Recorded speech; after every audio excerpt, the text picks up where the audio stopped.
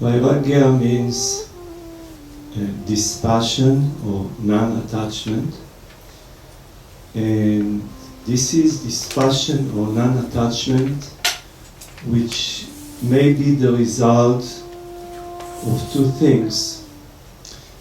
It may be the result of our power of discrimination, means our power of discrimination which has the capacity to discern between what is real and what is not real, and by discerning between what is real and what is not real, we develop detachment or dispassion towards the non-real.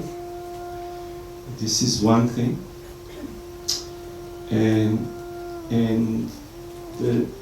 Usually within our teaching, dispassion or detachment is a result of prajna or wisdom, as a result of a process of discrimination rises wisdom or knowledge, knowledge of the real, and this brings with it non-attachment to the unreal. For example, in my dream I was attached to my library books which I possess in my dream. But when I woke up, I realized that these are dream books, so I developed detachment towards them. Something like this. So in this case, by the realization of the non-reality of the dream books, I developed non-attachment or detachment. Still, when I dream, I can enjoy the books. Means, during my dream, even if I am aware that the books in the dream are not real, I can still enjoy them. I am not indifferent towards the books, but I am not attached to them because they are unreal books. It's like this. So, within the system of yoga, there are two methods which are utilized in order to attain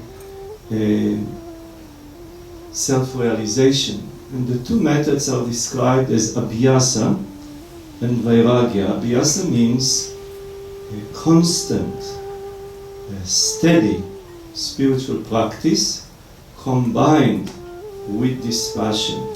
These are the two methods that are applied. When we apply them both, they pave a way or a path towards self-realization. And among these two methods of steady practice and dispassion has a very high place. It's very, very important. Without dispassion, we cannot progress in the spiritual path. We are stuck. So there are different methods that are used within the system of yoga in order to develop dispassion. Usually, normally, ordinarily, our attachments are towards the objects of the senses. Usually we are attached to the objects of the senses. And this brings us a lot of pain. This is a great cause of suffering, this attachment. So one method of developing non-attachment towards the objects of the senses is to develop the capacity to see the defects in them. By being able to see the defects in the objects of the senses, we develop non-attachment towards them. And indeed, for example, I'll give you one example of a serious defect in the objects of the senses. One serious defect in the objects of the senses is they constantly change and they constantly pass out of existence. So if you get attached to them, to any object of the senses, because it changes, because it passes out of existence, because the senses that are attached to the object also change, they also pass out of existence. Because the person that is attached, that person, that body, also changes and passes out of existence.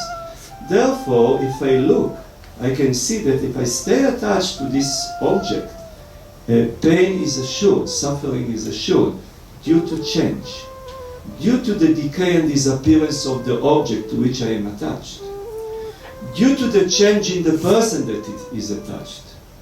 So, by becoming aware of the many, many defects which are there in the objects of the senses, and by becoming aware of the fact that no object of the senses can provide happiness. In fact, the idea that objects can provide happiness is a false idea.